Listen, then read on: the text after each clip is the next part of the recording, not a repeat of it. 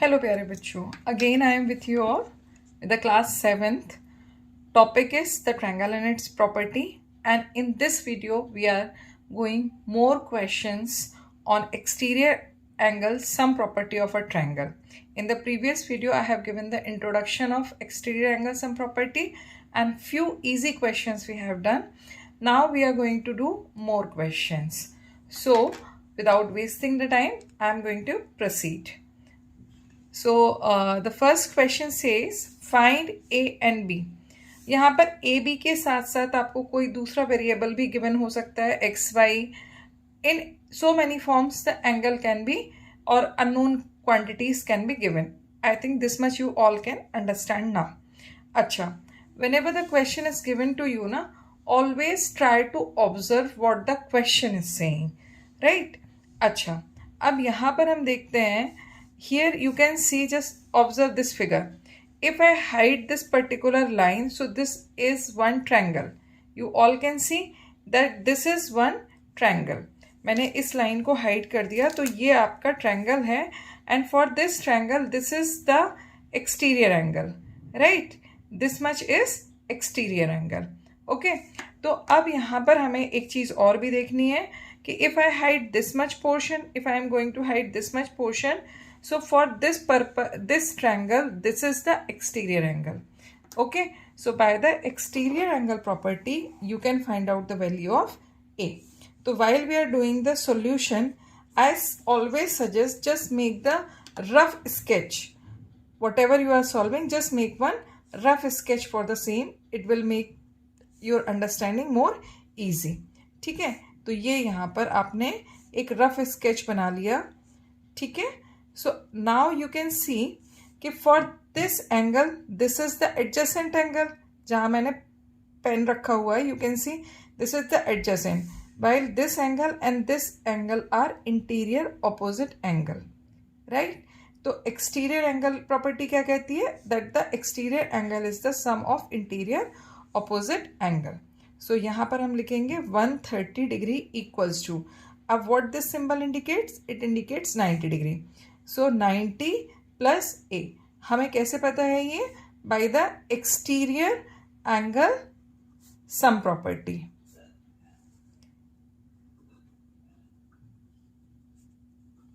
So we have to mention it. ठीक है, now apply the transposition. देखो यहाँ पे simple equation है, linear equation भी आपका use हो गया. Only one variable is unknown. So you do the transposition. So 90 is in the sum on the right hand side. When it transpose, it will become in subtraction. So 130 minus 90. So how much it will come? A equals to 40 degree. तो हमें सबसे पहले एक unknown quantity मिल गई, that is A, right? तो A equals to 40 degree. I guess this is very much clear to everyone. Okay, अब now we are coming in this triangle. आप इस triangle में आ जाइए. तो here in this triangle we all can see that this much portion is 90 degree. This much portion is 90 degree, right? So this will be the exterior angle for this and this. ये portion हमें पता नहीं है. We are not knowing about this particular portion. Right, तो यहाँ पर हम इसको अज्यूम कर सकते हैं कि लेट इट बी x. तो you can find out the value of this x by again applying the exterior angle property. तो यहाँ पर क्या आ जाएगा? 90 equals to 28 degree plus x. तो x equals to 90 minus 28 by transposition. तो x की वैल्यू कितनी आ जाएगी आपके पास? 10 माइनस 8 2, 8 माइनस 2 6, तो 62 डिग्री. हमने किस प्रॉपर्टी से किया था? एक्सटीरियर एंगल प्रॉपर्टी से. So mention exterior angle. If in one question you are applying the same property again and again, तो only write down one time complete description. Rest time you can write down only like exterior angle. तो it will be clear कि आप exterior angle sum property की बात कर रहे हो. अब हमने ये x क्यों फाइंड आउट किया था, उसका रीज़न समझिए. हमें we need to find out this B. अब this V, if I see in this diagram, it is in this situation, right? यहाँ पर ये एक slanted line है जहाँ पर आपका B बना हुआ है और यहाँ पर हमने A बना हुआ है. तो if you remember the lines and angles, तो ये तीनों एंगल्स मिलकर स्ट्रेट एंगल बना रहे हैं. दिस, दिस एंड दिस, इसको मैंने अज्यूम किया था x, राइट? तो A plus x plus B, ये तीनों मिलकर 180 डिग्री बना रहे हैं. ठीक है, तो ये कहलाएगा आपका स्ट्रेट एंगल रीजन. ठीक है, अब A equals to 40 degree plus 62 degree plus B equals to 180 degree. यहाँ पर क्या आएगा? 102 degree plus B equals to 180. तो B की वैल्यू क्या आ जाएगी? 180 माइनस 102 डिग्री. सब्ट्रैक्ट करिए, तो after the subtraction what you will get? 10 minus 2 8, 7 minus 0 7. तो आंसर आपके पास आया B equals to 78 degree. So at the end do write the answering statement. A equals to 40 degree and B equals to 78 degree. So by applying the exterior angle property, linear angle या straight angle property, you can find out the values of unknown. तो आपने जितने भी types के angles पढ़े हुए हैं, जो भी आपने like angles made by the transversal lines पढ़े हुए हैं, they all are going to apply.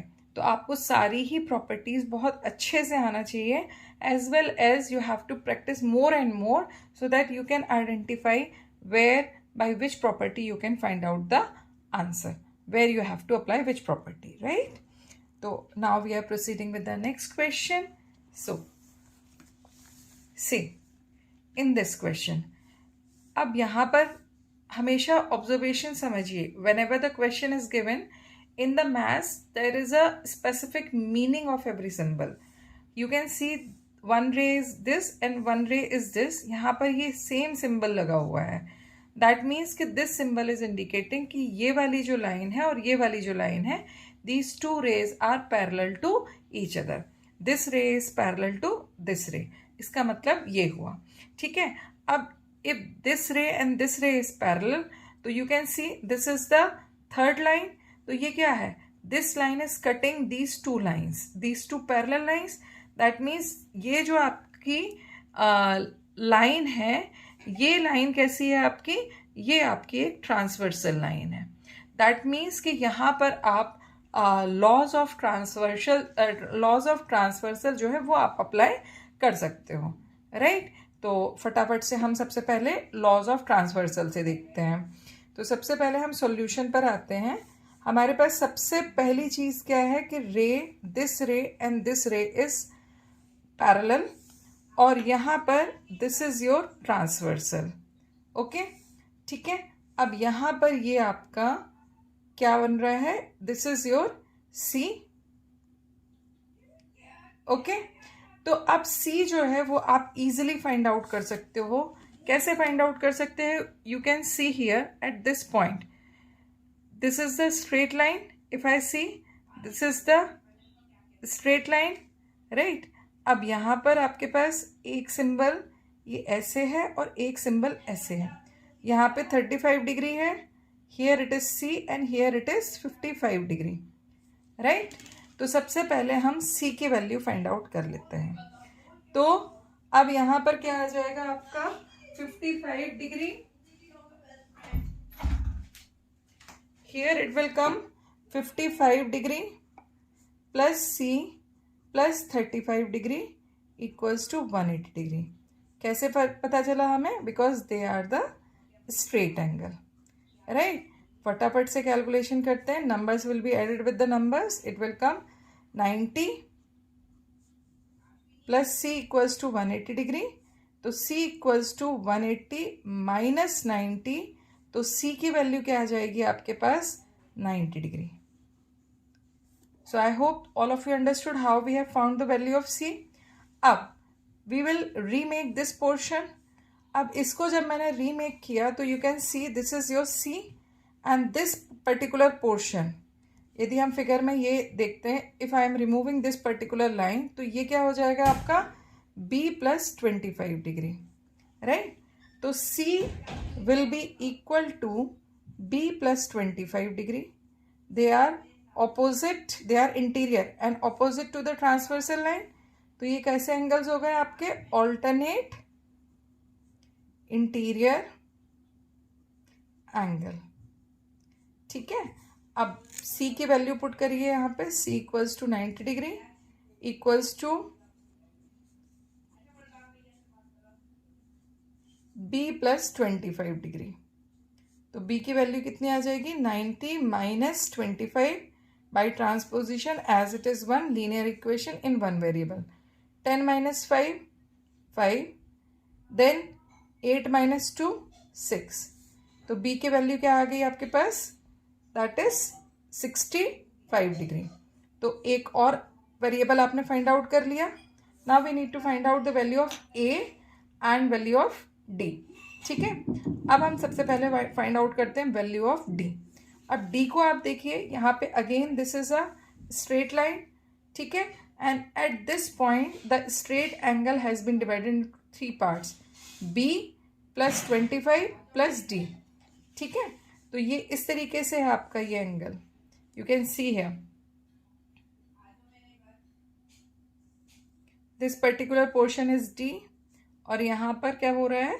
This is b and this is 25 degree, ठीक है। तो अब यहाँ पे फिर से हम स्ट्रेट एंगल प्रॉपर्टी लगा देंगे, b + 25 डिग्री + d = 180 डिग्री. रीजन क्या है आपका? Straight angle. फटाफट से इसको वैल्यूज को पुट करते हैं and then we are going to find out the value of d. वैसे तो आप देख सकते हो कि d is directly coming 90 degree.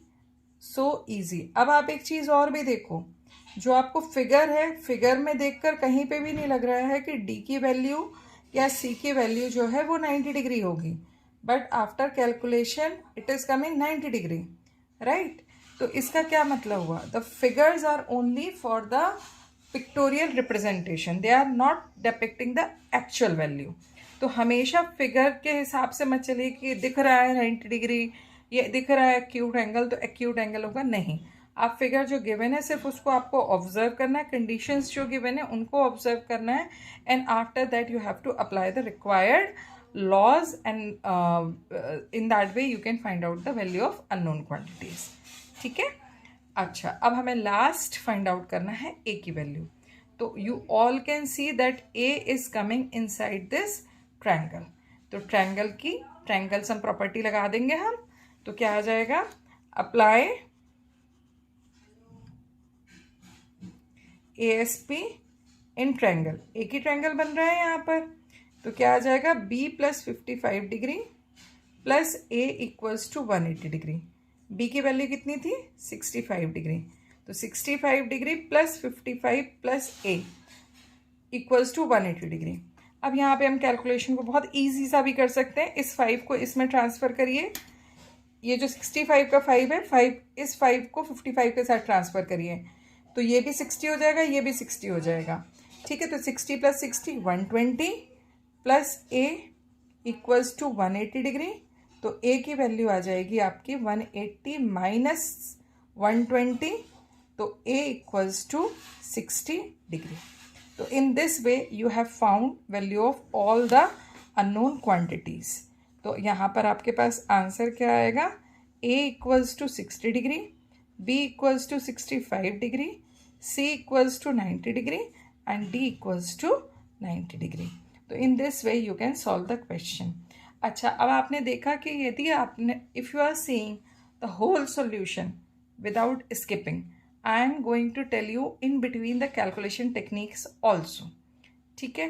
तो if you want to learn properly in maths और आप थोड़ा सा मैथ्स में अच्छा होना चाहते हो, आप चाहते हो कि मैथ्स आपको ठीक से समझ में आए, तो वीडियो को बिना स्किप करें प्रॉपरली देखें. जहाँ पर आपको लगता है कि you need again to listen the concept, तो आप उसे पॉज करके प्ले कर लीजिए. बट वीडियो को स्किप मत करिए. If you want to learn something you have to pay some time.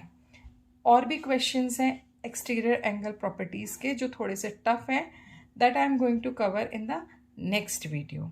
Okay, तो हम मिलते हैं फिर द नेक्स्ट वीडियो में आपके साथ. तब तक बने रहिए. और यदि आपको लगता है कि मेरा चैनल आपके लिए यूज़फुल है, इट हैज़ हेल्प्ड यू, तो do subscribe my channel, like it, comment on it, and share it with your friends. Till then, keep practicing. Good luck.